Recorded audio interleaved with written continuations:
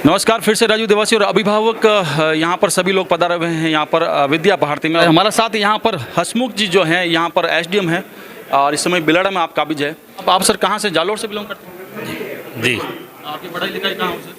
तो मेरी पढ़ाई लिखाई वहीं जालोर में ही जालोर में। राजस्थान के सर कितने जिले में घूम चुके हैं आप? अब ये तो काउंट किए नहीं है पर लेकिन काफ़ी दर्जनों तो होंगे। हाँ 7 8 9 10। आज का यहाँ का जो माहौल आपको कैसा लगा सर, इस प्रकार का आदर्श विद्या मंदिर? अच्छा, आदर्श विद्या मंदिर में आज यहाँ पर बिलाड़ा में अभिभावक सम्मेलन था, तो उसमें बतौर अतिथि मुझे आमंत्रित किया गया, तो बहुत अच्छा लगा। और अभिभावकों ने और विद्यालय प्रबंधन ने, जो हमारे वक्ता हैं, मुख्य वक्ता, इन्होंने भी काफ़ी अच्छे से बताया कि किस प्रकार से बालक का सर्वांगीण विकास है वो किया जा सकता है। सबने अच्छे अच्छे सुझाव दिए और भामाशाहों ने विद्यालय के विकास के लिए काफ़ी सराहनीय योगदान है वो प्रस्तुत किया।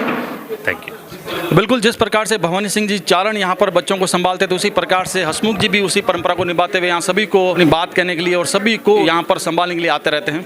हमारे साथ यहाँ पर मोहनलाल जी जोशी है, जो आदर्श विद्या मंदिर में काफ़ी सैकड़ों स्कूलों में आप दौरा करते रहते हैं और अपने ज्ञान गंगा से सभी को निहाल करते रहते हैं। आज भी इन्होंने बहुत ही अच्छा अपने उद्बोधन दिया। सर प्रणाम करते हैं आपकी वाणी को। और प्रणाम। सर, आप बता रहे थे पंचकोश के बारे में कि बौद्धिक हमारा ठीक है लेकिन कुछ पीछे रहा है, इस प्रकार से क्या आपको शॉर्ट में बताना चाहेंगे? भारत सरकार ने 2020 में जो राष्ट्रीय शिक्षा नीति लागू की, उसमें सर्वाधिक जोर ECCE पर दिया, अर्ली चाइल्ड केयर एजुकेशन। उन्होंने कहा कि सर्वांगीण विकास करना है तो मन, बुद्धि, शरीर, आत्मा और प्राण, इन सब का विकास होना आवश्यक है। और विद्या भारती 1952 से, उस समय भले ही एक विद्यालय था, आज इस देश भर में एकल और बड़े 26,000 विद्यालय, 32 लाख बच्चे पढ़ते हैं। इस पर निरंतर प्रातःकाल वंदना में, दिन भर की गतिविधियों में अनेक प्रयोग करती रहती है। और उसी का परिणाम है कि आज पूरे विश्व में विद्या भारती के बालकों ने बहुत ऊंचे कीर्तिमान स्थापित किए हैं। भारत सरकार ने भी ये चालू किया। हम चाहते हैं कि देश के सभी विद्यालयों में संस्कार युक्त शिक्षा मिले। सारे बच्चे विद्या भारती के विद्यालय में एक जगह नहीं आ सकते। ऐसा का ऐसा कार्य जैसा अपने यहाँ होता है सभी विद्यालय में हो, ऐसी हमारी मनोकामना है। आपकी उम्र क्या है? मेरी उम्र 63 साल है। मैं पहले सरकारी सेवा में था। 4 साल पहले मैंने स्वैच्छिक सेवा निवृत्ति ले ली ताकि मैं विद्या भारती का अधिक काम कर सकूं। 2016 में मैं रिटायर्ड हो गया। 2020 में होना था और उसके बाद से निरंतर प्रवास पे रहता हूँ।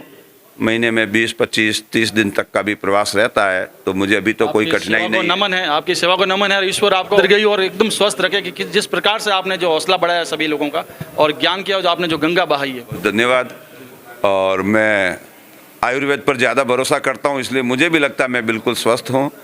और भगवान से मेरी भी यही प्रार्थना है, आयु तो निश्चित है लेकिन अंतिम क्षण तक मैं देश की, समाज की सेवा करता रहूं ताकि मेरा अगला जीवन भी बहुत सुखद है। और आपसे बहुत कुछ सीखने को मिलता है। एक हमारे साथ युवा और है, हमारे साथ यहाँ पे रमेश जी सिरवी है, युवा है, बिलाड़ा के ही हैं। सर, आज आप क्या बताना चाहेंगे?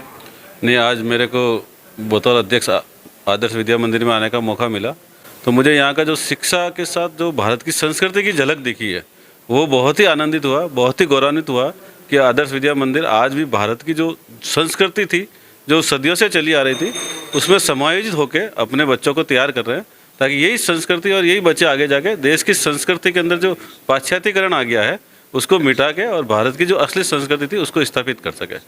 तो बहुत ही अच्छा यहाँ पे संस्कार युक्त शिक्षा दी जा रही है, वो बहुत अच्छा लगा मेरे को। और मैं भी कोशिश करूँगा, मैं बिलाड़ा से ही हूँ, मैंने बहुत सारे कॉरपोरेट ग्रुप में काम किया है। मैं JSW, L&T, GMR, Delhi airport पे भी काम कर चुका हूँ और दिल्ली, चंडीगढ़ जैसे महानगरों में भी रह चुका हूँ।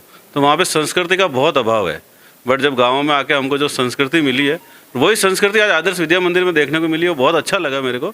और मैं चाहूँगा, मैं भारत सरकार से भी निवेदन करूँगा कि ये जो संस्कृति है, संस्कार युक्त शिक्षा है, वो ज़रूर शुरू करें।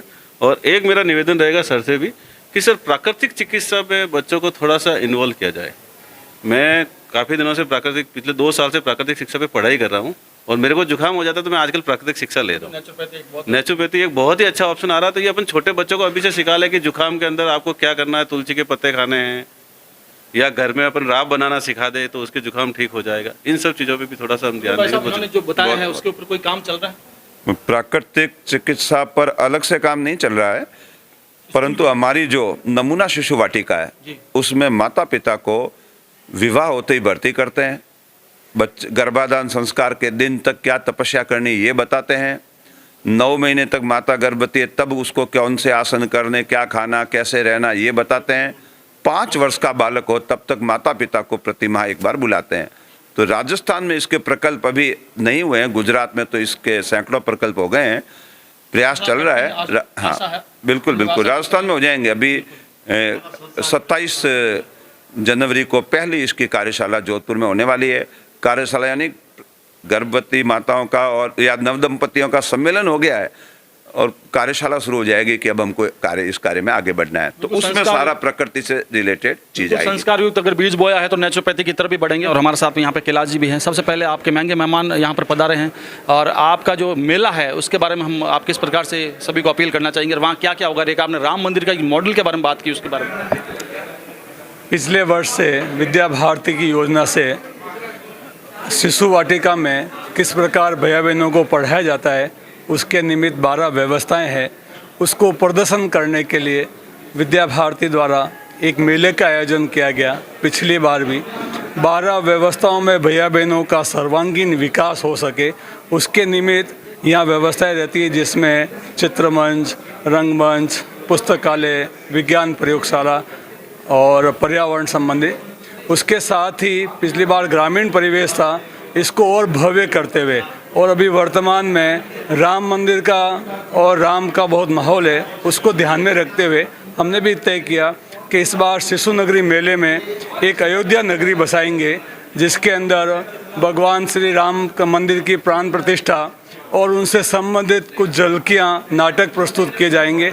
और उसके साथ ही 12 व्यवस्थाएं जो हमारी शिशु वाटिका के द्वारा पद्धति पढ़ाने की है उनका सभी अभिभावकों के सामने प्रदर्शन किया जाएगा। तो सभी अतिथियों से और अभिभावक, बिलाड़ा नगरवासी सबसे आग्रह रहेगा 1 फरवरी को आप सब परिवार अपने भैया बहनों के साथ सादर आमंत्रित है और ऐसा मेले का आप आनंद लीजिए।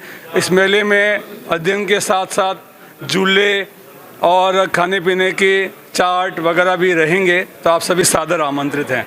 और पवन कुमार जी वैष्णव की संस्कृत जो आप यहाँ पे टीचिंग करते हैं उसको देख करके फैनाराम जी पीटीआई साहब ने अपनी तरफ से 100 रुपये का एक पुरस्कार दिया है। इसी प्रकार से यहाँ पे हौसला अफजाई होती रहती है और हम आज यहाँ पर है आपके सामने अभिभावक की जो यहाँ पे महासम्मेलन हुआ है आदर्श विद्या भारती। कार्यक्रम की अगली कड़ी में अध्यक्ष साहब से निवेदन रहेगा कि आशीर्वाद स्वरूप 2 वचन कहने की कृपा करें। श्रीमान अध्यक्ष साहब।